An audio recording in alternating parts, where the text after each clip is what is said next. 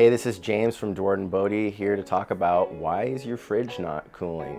If you have a top mount refrigerator, that means the freezer is on the top, fridge section is below. If suddenly you are experiencing the fridge section getting warm and you have water accumulating in your fridge, more than likely you've got a clogged drain line in the freezer section.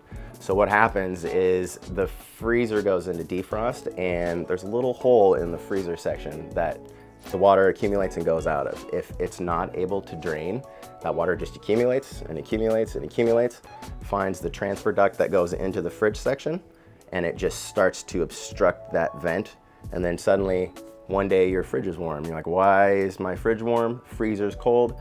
First thing you're gonna wanna do is open the freezer up, take a look and see if you've got a sheet of ice in the freezer section. If you do, you more than likely have a clogged drain line. You're gonna wanna call one of us to come out and take a look at it. Or if you're handy, what you can do, unplug the power, take everything out of the freezer section. There should be 4 screws easily accessible. Undo those screws, pull it to the side.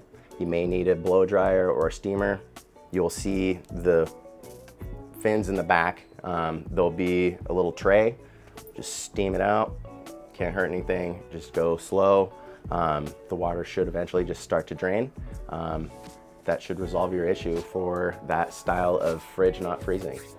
If you're still having problems after watching this video, by all means reach out, contact one of your local servicemen, and or just give us a call. We might be able to help you out. Hopefully this video was helpful. If it was, go ahead and give us a comment, become a subscriber. Just say, hey, we'd love to hear from you. Till next time. Take care, everybody.